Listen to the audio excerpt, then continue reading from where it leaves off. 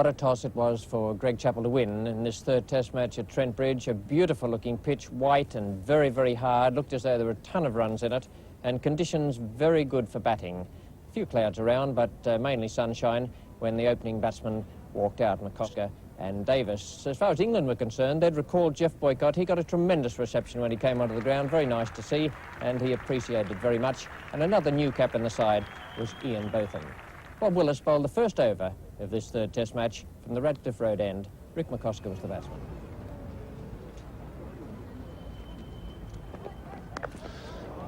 Well, that's a hook shot, which has been the downfall of McCosker so many times, but he played that pretty well. Right on top of it, hit it away flat and square on the leg side. And the first runs go up on the board.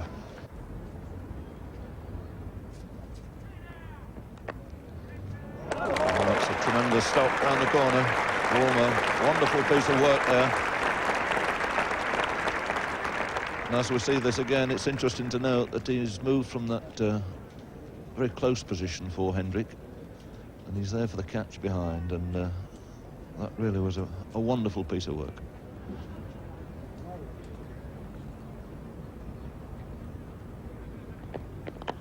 That's a good shot. Nicely through mid-wicket. That will go through for the first boundary for Ian Davis.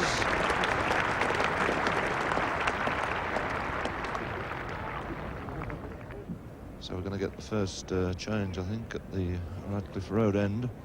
Bob Willis, who's proved fairly expensive in his 5 overs, cost him 19 runs this morning. Giving way and giving an early opportunity to the man in his first test match here, Ian Botham. Ian Botham is the leading wicket taker in the country at the start of this test match. 75 wickets he's already taken in first class cricket this season. Add this to the 642 runs he's made, and must have a wonderful chance of reaching the double. That's edged away, and it's beaten Greg. The third slip would have been handy. Instead, it's 4 runs.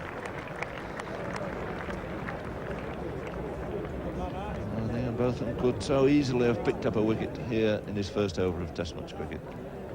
Not a good shot there by McCosker. He was a long way from it. Went at catchable height, just wide of the falling figure of Tony Greig. Ian Botham. It's a good shot, and it's a fast outfield out there. No chance of cutting that off. The batsmen to get full value for their runs in this game.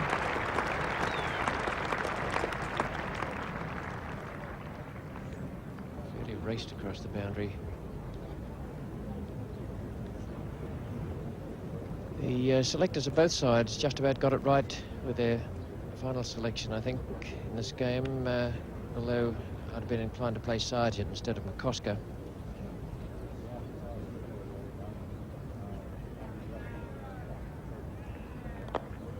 It's an equally good stroke, not timed quite as well, but it's still going to beat the fieldsman into the boundary.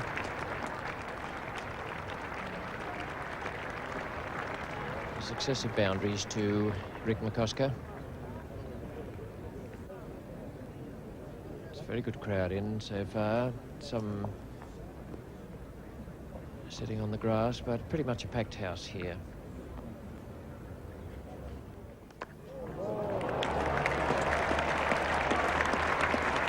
Splendid shot. It's a most superb piece of timing. 6 runs to Ian Davis. Lovely, beautifully timed hook. Got it away in front of square leg and into the crowd.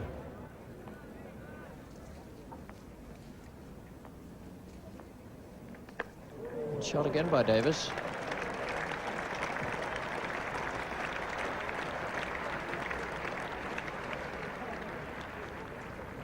Beautifully positioned there.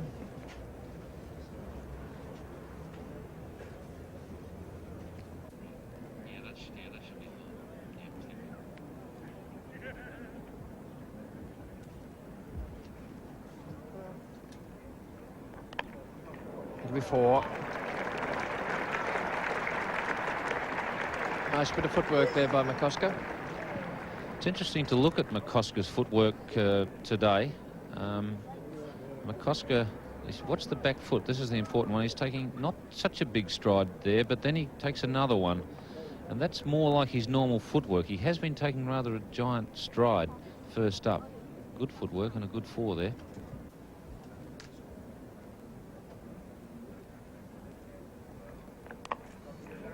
Four runs. That's quite a typical McCosker shot. Looks as though he's going to pull it in the air. In fact, he rolls the wrists on it at the moment of contact.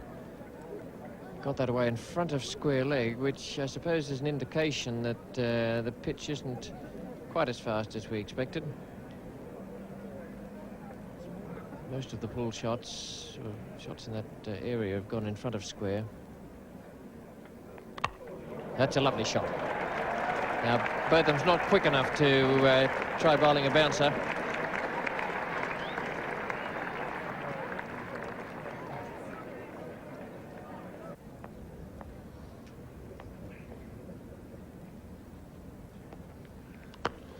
Oh, that's a good shot.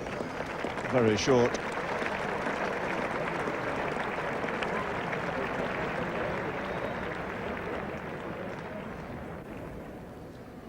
Distinguished Test career. This is his 72nd Test match, and only Fred Trueman has taken more wickets for England in Test match cricket. Derek standing on 261 at the moment. That's a no ball. Tried to flight it, overstepped the crease, and has been driven through the covers in for 4 runs.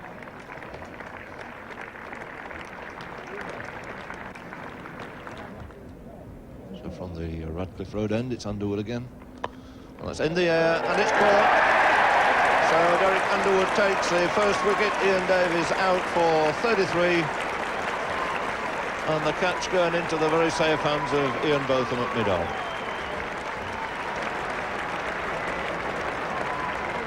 So a fine opening partnership broken by Derek Underwood, snapping up the wicket of Ian Davies. Fairly ill-directed shot. Lofted gently in the air to mid-on, and the first wicket goes down at 79. And as Greg Chappell comes out, we can see the way again that Ian Davies fell. And a very comfortable catch to mid-on.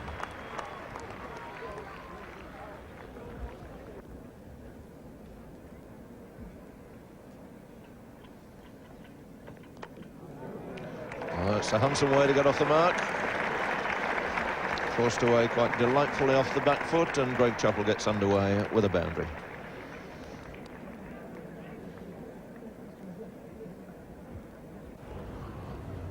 Hendrick to bowl the last over for the break.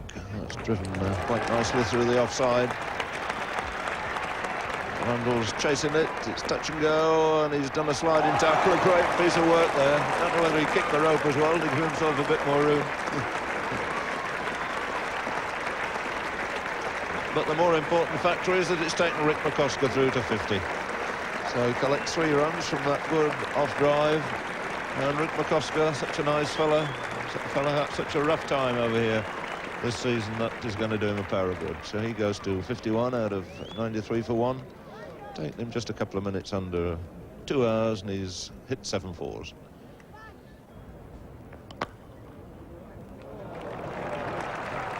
That's a really lovely stroke from Greg Chappell. You just can't ask to see anything better than that. He just stroked the ball away, didn't thrash it past mid-off. Just stroked it away to bring up the 100 for Australia in 127 minutes. The last 50 came up in 67 minutes.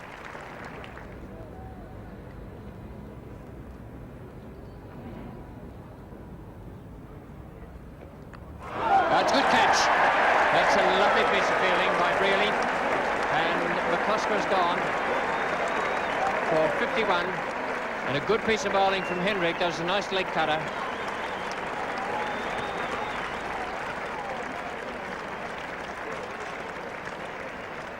It just moved away off the seam. Brearley is going down at first slip there. McCosker wasn't across to it. Taken very low down by Brearley. But it was a good combination. Nice piece of bowling, good fielding. And McCosker is out with a total at 101 for 2. Made 51. Caught really well Hendrick. And Hendrick is rewarded for being the best bowler to date in this Australian innings. Chappell's on 12, taking strike now to Willis, and there are 3 slips.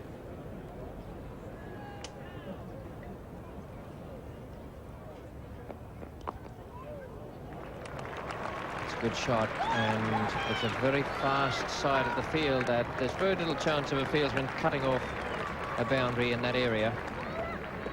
It was well timed by Greg Chappell, but Bob Woolmer wasn't all that far behind it, and that brings up Greg Chappell's 1,000 runs for the tour.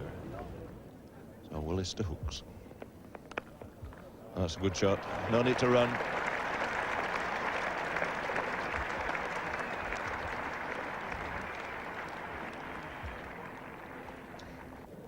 Ian Botham had a fairly sticky start here this morning. Bowled 6 overs for 26 runs. Found the edge of the bat on one occasion.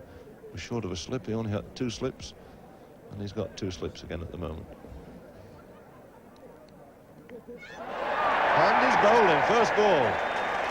Well, what a return. Look at Botham, absolutely delighted. His first wicket in Test match cricket, and what a scalp to get. The Australian captain, Greg Chappell, bowled by Botham on his return at this end. The 3rd wicket goes down at 131, and Greg Chappell, who'd never really been in the form we've been accustomed to see from him this season, is out for 19. This is the way it happened.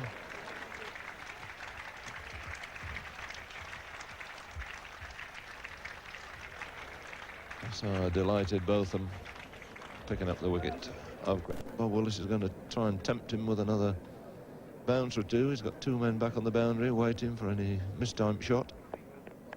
And that's in, and it's a magnificent catch. An absolutely brilliant catch there. And David Hooks goes, and you won't see very many better close catches than that. Tremendous effort there by Mike Hendrick, and people really couldn't believe it. This big crowd on their feet. Ball skidded away off the outside edge, and Hendrick took a really spectacular catch at 3rd slip. What a tremendous change round. And this, the wicket of Hooks. The outside edge, Hooks turning round, looking almost in disbelief as Hendrick made so much ground to that, way on his left. And Willis to Robinson. Well, he's straight into his stride. Doesn't hang about, this boy. First ball, last over-pitched ball, driven firmly through the covers for 4. This is the way he plays this cricket. And whether it's a Test match or a club match, he doesn't change his method or his style.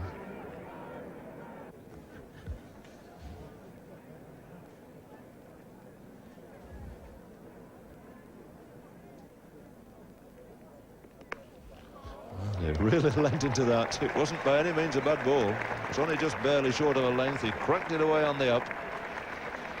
And there's no question at all that this fellow Richie Robinson is a most engaging character.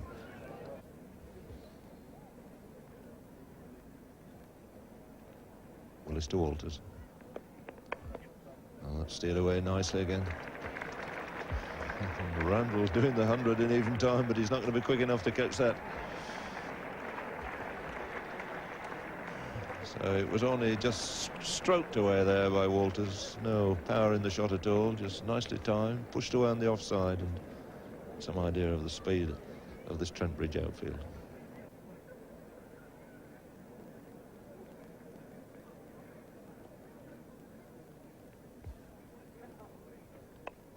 Oh, good catch.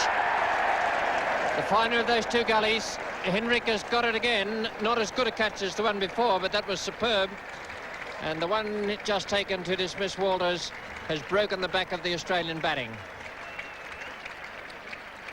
Out for 11. There it is again. Never quite there, and that angled bat, very low down to Hendrick on his left-hand side at bootlace height.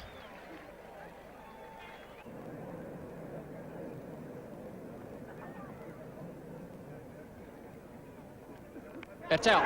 That's a good catch too. Really had to move a long way to his right there. I don't think there's much doubt that was well planned. It was up in the driving area for Richie Robinson. Just playing his natural game and going for the square drive. And it was all but out of Brearley's reach at first slip. It was fairly wide. And Brearley went up high for it.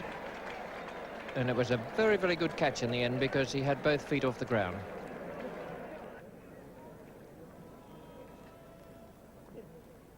Well bowled indeed. I would reckon that's just about plumb.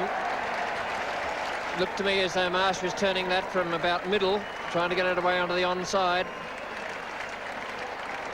And it's 153 for 7. There it is again. It'll be the shuffle across the crease. And I reckon that's absolutely plumb.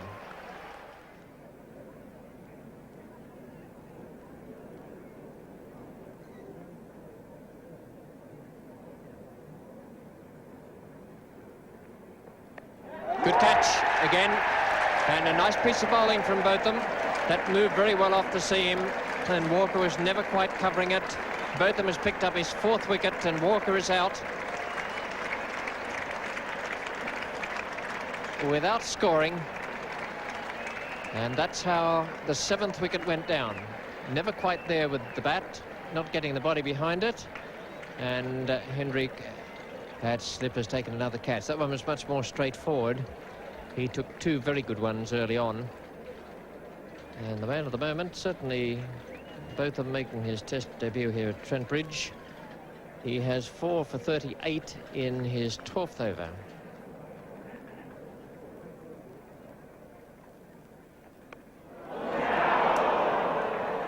Thompson's off the mark with 4. Thick outside edge. He was never going to hand, and between third slip and gully. And another excellent over from Ian Botham.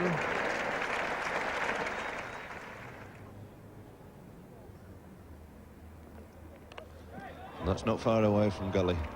Randall having to chase it. Might well have to give best to it this time. No third man. And even the speed of Randall can't stop that. So Thompson collects another boundary.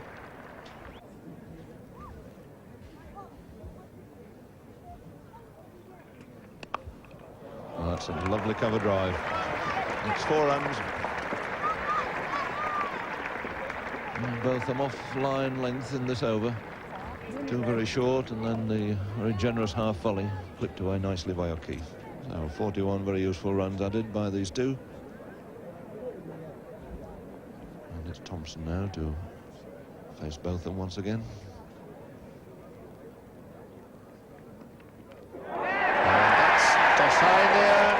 He's caught. Botham takes another wicket. That's his 5th in the innings. 5 wickets to date out of 9 that have fallen for 196.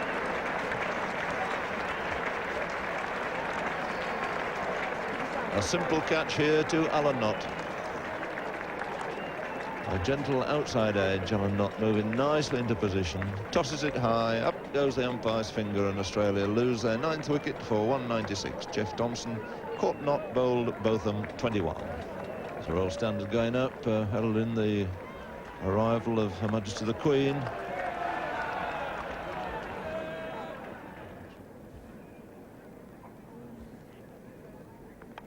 Oh, that's edge plus slip for 4 runs. And the quicker ball was from Underwood. Keith looking to hit it square on the offside this time.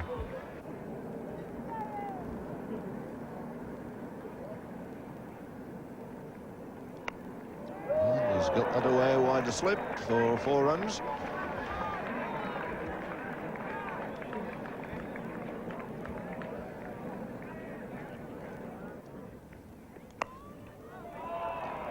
Sliced again, wide of slip.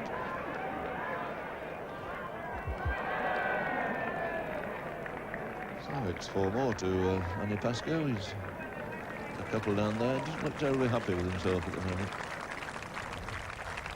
Today was a royal occasion, and both teams were presented to Her Majesty the Queen.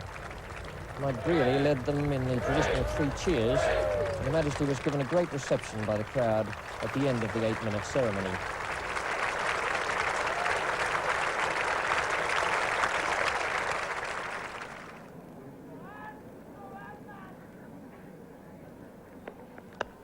That's a good shot from Len Pascoe. Not much of a backlift, but he timed it very well indeed.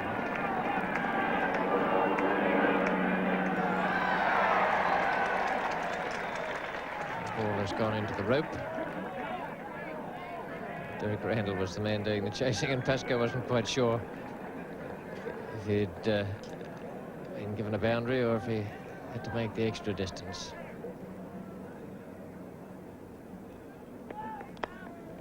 Well, it's an even better one.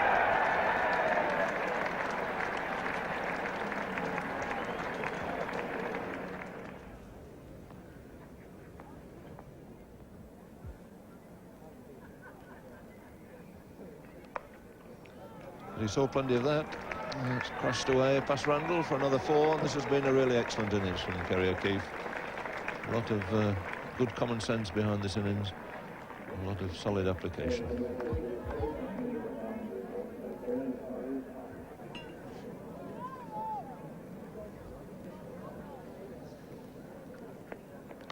That should be it. It's caught by Gregg.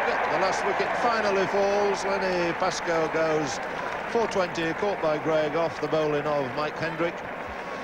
And Australia at 5 minutes past 6 are all out for 243. Well, I suppose it could have been worse for Australia, but not a great deal worse the way that pitch played today. I suppose there was a little bit of variable bounce early on, but it really was a belter of a track. McCosker 51, top scorer, and Kerry O'Keefe an unbeaten 48, close to that. Only Davis and Greg Chappell, to a lesser extent, looking to be in any real touch. The rest of them in the middle just disintegrated, and it was largely to do with Ian Botham playing in his first Test match for England. Well, England had to survive some 13 minutes at the close of play. Boycott and Brearley came out. Boycott to a tremendous cheer from the crowd, and we pick up play now in Thompson's first over. It's the first ball being bowled to Mike Brearley.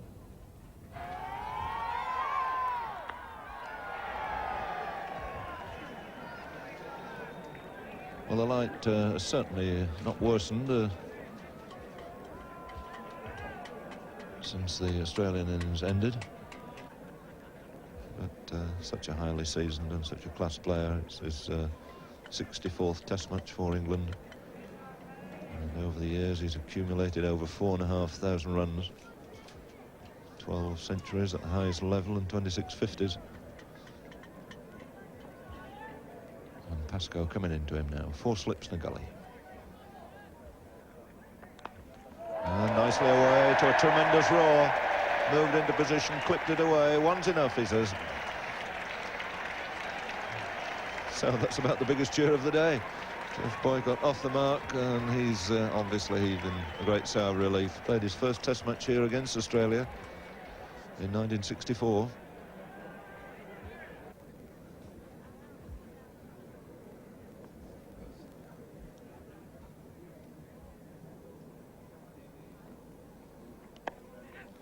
That's a good shot. And again, he got nicely into position. Tucked it away on the offside. 2 runs. He's going to keep the bowling.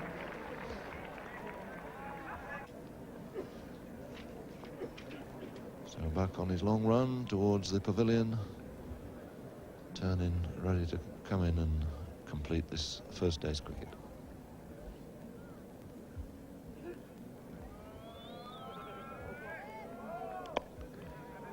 Well played, Brearley, right behind the line, pushed away safely. The 2 England openers survive a very precarious 13 minutes there, and in that time they've put together a partnership of 9 runs. 5 of those to Brearley, who's taken most of the pace of Thompson and Pascoe, and a single to Geoffrey Boycott.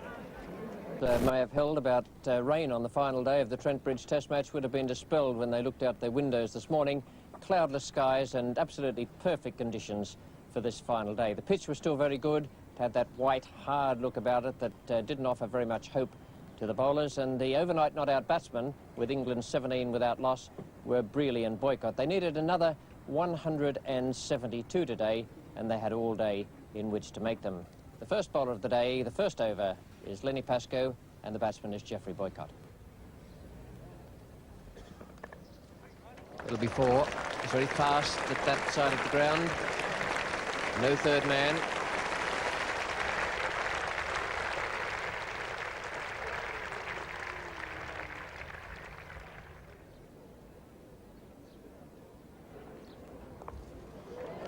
it. Well, that's brought the crowd to life. All pitching round about leg stump, swept away very nicely indeed by Brearley.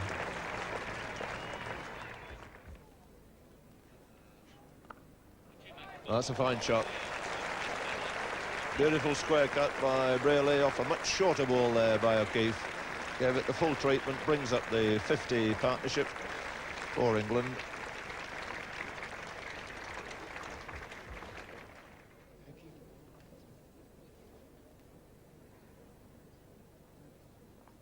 It's in the air, but it's safe. Max Walker was the man after it. It was just out of his reach on the left-hand side, and in the end, no chance really of cutting it off. It came off a top edge.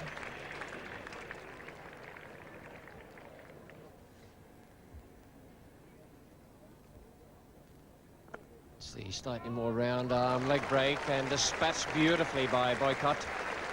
That was a marvellous piece of placement. Doug Walters is not close in. He's only just saving the single out there, and that pierced the field. That was a really beautiful stroke.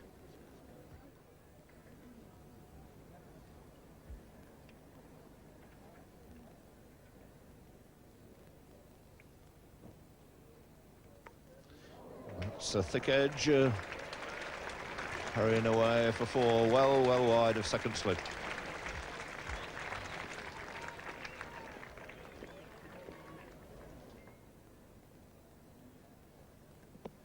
And that's fairly close. And Thompson looking disappointed.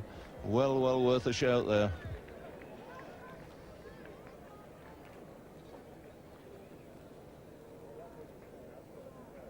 Well worth a shout. Possibly, in umpire Bird's opinion, going on to miss leg stump.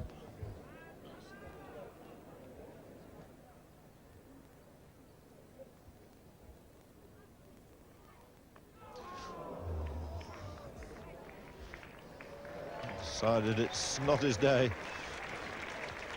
Really was a good ball. That conjured a little bit of movement off the pitch there. And the last minute defensive jab. So Brearley finding the inside edge. It skated away down to that fine leg boundary.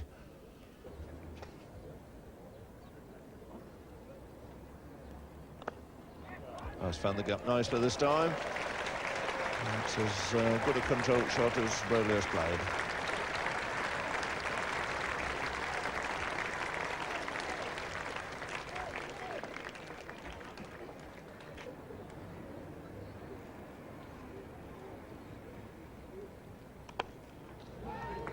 Well, that's beaten Walker this time. Pascoe setting off in pursuit, but it'll go down that hill and beat him through to the boundary.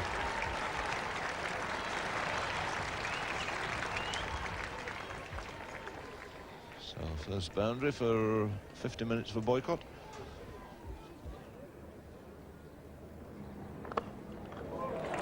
Beautifully struck. I think that one blow gives an idea of the tactical work that's gone into this morning's play.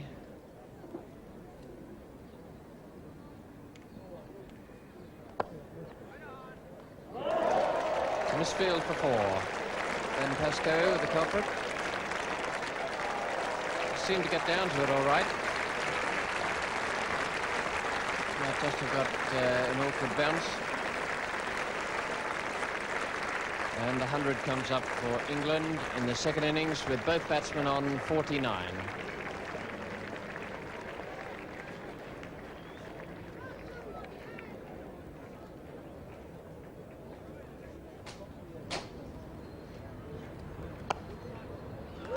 Boycott's 50.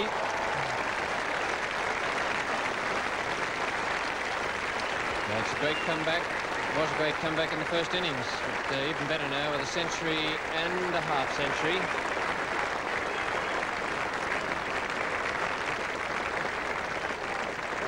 It's 50 this time in 183 minutes, 6 fours.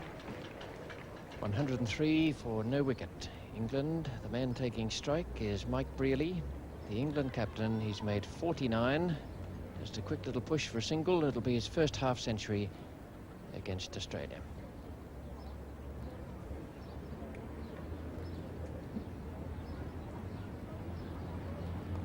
There it is. More than a quick little push for a single, but a nice piece of fielding away down on the boundary by Max Walker, who saved 2 runs. Brearley's lost his cap, but kept his skull guard, and has gone on to 50 in 191 minutes with 8 fours.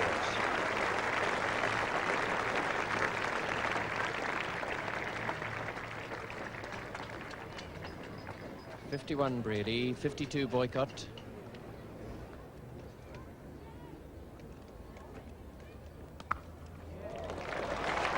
That's 2 great shots Brearley's played since lunch. The first one was cover drive off Walker from a ball slightly overpitched.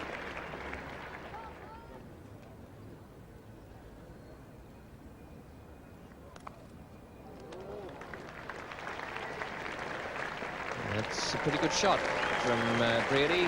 Kept down over the top of that very well.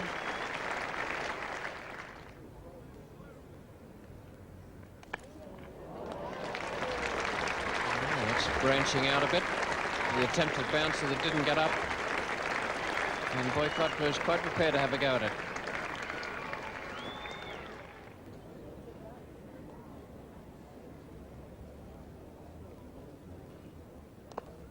Oh, that's a good shot. Always a shot of a good player, a player in form, to get the pitch, clip it wider mid-on.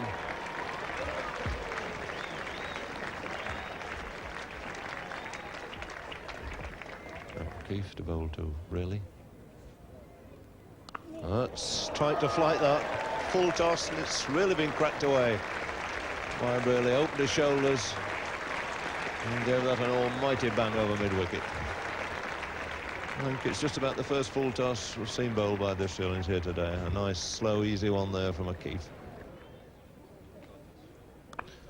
Oh, and it's another good 4. Short by O'Keefe, pulled away, through mid-wicket by Mike Brearley.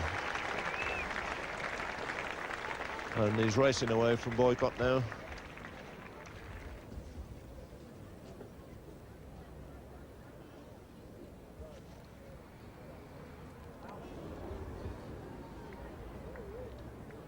He's determined, I think, now to take a few chances.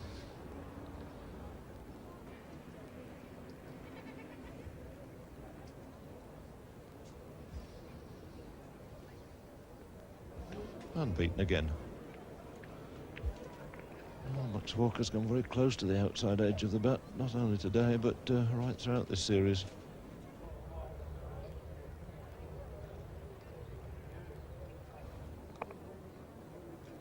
Thank you, Walters.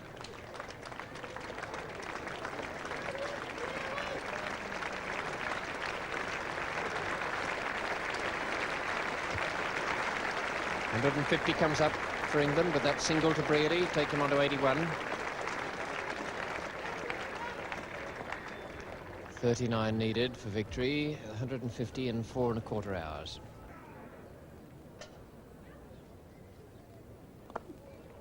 Well,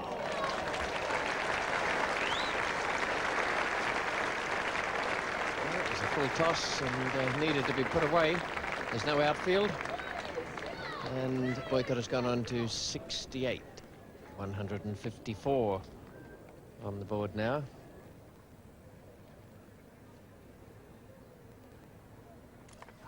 It's played on. So that is the break of the partnership. And Mike Brearley took his chance there. He was looking for 100. Inside edge, back onto the stumps. And Brearley out for 81, bowled Walker, and to be fair, Walker deserved some little success there today because he has been passing the outside edge. A splendid effort from Mike Brearley. 81 of the partnership of 154. 4 1/4 hours he batted and 13 fours. Standing ovation for the England captain, who is within touching distance of his second victory in the series.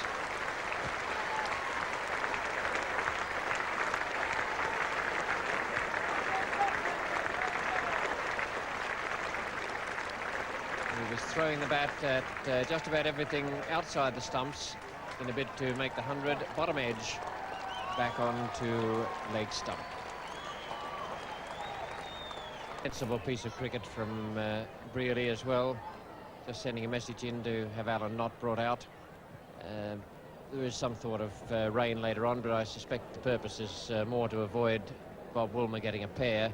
And as Woolmer's been sitting there for 4¼ hours with the pads on, it's a logical thing to find someone else to come in at this stage. And Alan Knott, with all his success in the first innings, he won't mind coming out, being on a hiding to nothing in the second, where there are just 35 runs needed for victory. Alan Knott now, his first ball from Max Walker.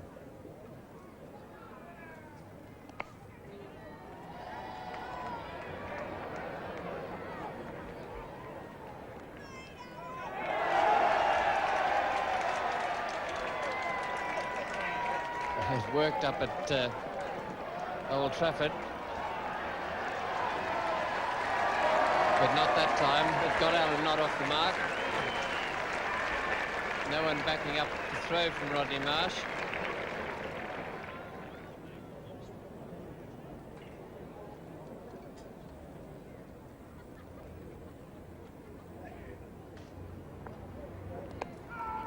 Oh, what a marvellous catch. Kerry O'Keefe at Gully. That's as good a catch as we've seen in the series. We've seen some beauties from the England side. So from a morning where nothing went right for the Australians, suddenly when England have almost won the game, Walker has struck twice. O'Keefe at Gully, the outside edge, and he dived away to his left and took a really brilliant catch. And Knott is dismissed for 2. And the local populace want to see Derek Randall, who's listed to come in at 4. Instead, they've had Alan Knott and now Tony Greig. It's just 33 runs needed now. Jeff Boycott's on 68.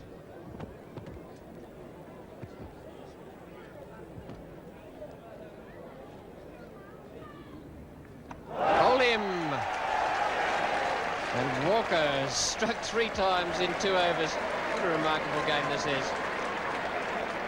Walker this morning, and in the period between lunch and tea, or between lunch and now, has beaten the bat, I suppose, 15 times without getting anything but a few frustrating shouts from wicket-keeper and Snip. And now he's bowled Tony Greig to take his 3rd wicket in 2 overs. Greig making naught. And now it's the local hero, Derek Randall, who comes out at number 5.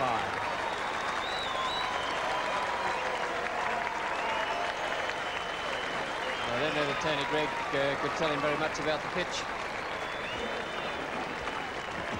Once again, interestingly enough, it was that ball slanting back in at Greig, around about middle and leg, cramping him for a little bit of room that did the damage. It's the one where the West Indians picked him up last year. I don't think it kept low. Perhaps the way Greig played it, it looked as though it may have, but it seemed to me to hit middle stump about halfway, hit leg stump about halfway up.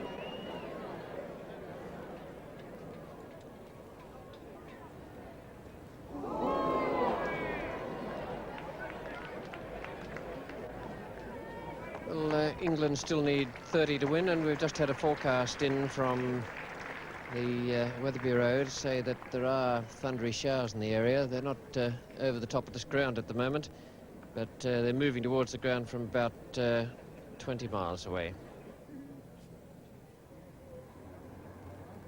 Ooh, but that's a good delivery.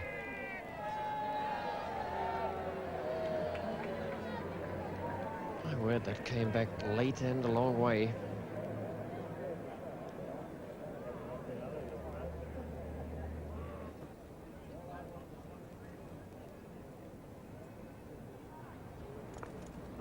Lovely sweep. Plays that shot very well.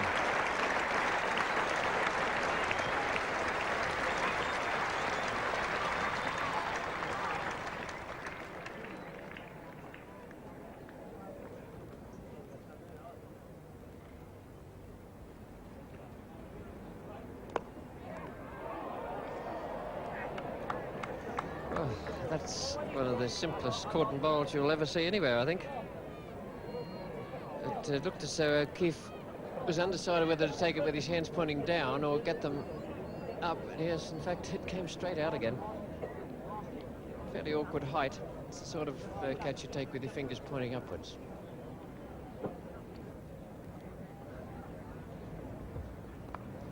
It's a lovely shot. That's 4 runs nearer. Randall swaying onto the back foot, placing it quite delightfully square there on the offside. So here comes the tireless Walker again into Boycott. And he's skillfully placed that through the slips. That'll go away for 4.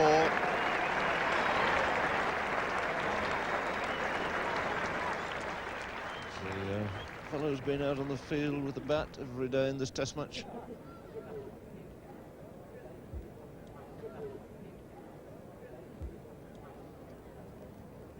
Non-striker as O'Keefe comes into Randall.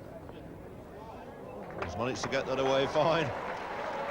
Thompson chasing that, he won't stop it. It's 4 more, and it brings England to within 3 runs of going 2 up in this series.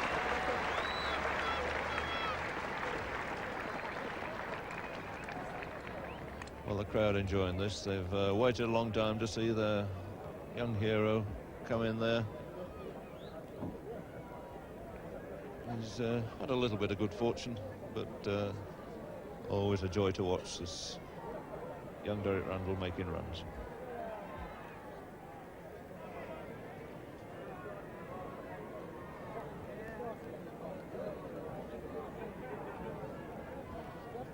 The crowd asking for a 4, another 4 from Randall. And can he oblige? He might well have done. He's driven it straight.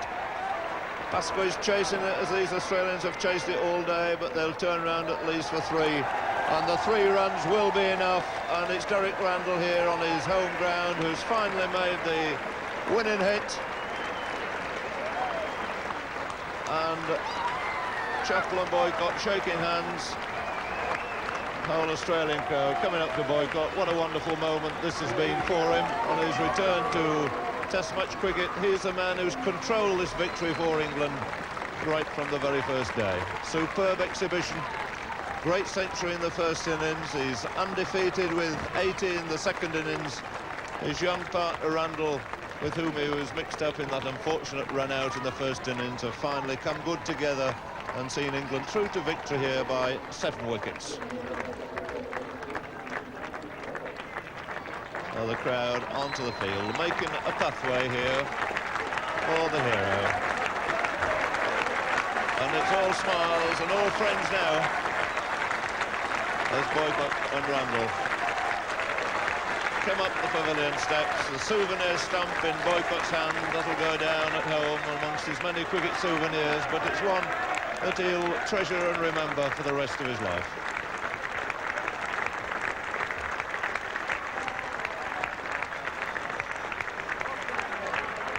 Applause too for the Australians who battled away hard. They haven't given an inch of ground to England right through this last day's play. They've made them fight for every run. It's been a long, slow progress.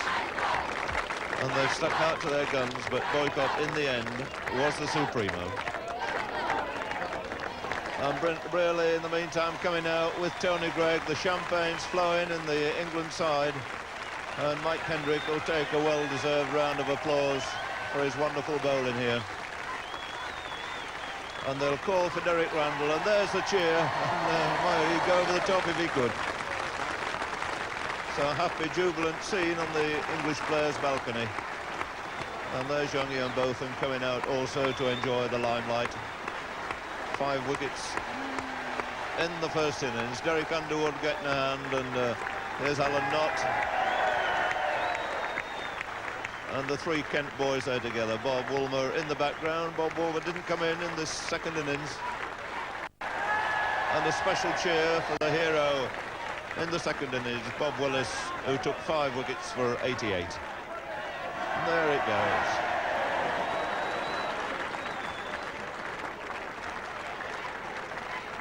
Well, this has been a wonderful crowd all through these 5 days. They've had the visit of Her Majesty the Queen here Everything has gone absolutely swimmingly. It's been beautifully organised, this test match. Been record receipts, and really, everybody's had a ball. Greg Chappell too, he's still got a smile on his face. And young David Hooks, who played so promisingly here in the second innings. Well, it's good to see the teams all together there, and a very good spirit between these two sides. Mike Brearley, many congratulations from all England's cricketers. Thank you, Peter. 2 up and 2 to play, that's good. It's very nice, isn't it? The champagne tastes good in the circumstances, delicious. I imagine. When we were talking at the end of the last test, Mike, you said that you thought the difference between the two sides there was the catching. And I imagine you would say the same same. thing again, really. I mean, there's a lot of luck in it. If someone catches one and then you expect another one to come and you catch the next one, somehow it all goes together. Whereas the other way around, if people drop catches, they get frustrated and so on. And it's just, we've just been lucky to have 2 very good games in the slips, really. Now, what about Geoffrey Boycott? I mean, he was pretty nervous at the start. We all are, I suppose. You're playing in a test match and you're a bit nervous, but he was especially so. There was a lot expected of him. There were a lot of people who would have been... He would make a story whether he was successful or not, either way. And I think he was under a lot of pressure. And he battled on. I mean, it was a real battle, wasn't it? They bowled magnificently the first day of our innings, first innings. England were 82 for 5 and could have been 6 down if that catch had been held. Well, the whole game would have been utterly different. Yes. But he played wonderfully. Is he very tired? Very happy. I suppose he is. He doesn't mind too much.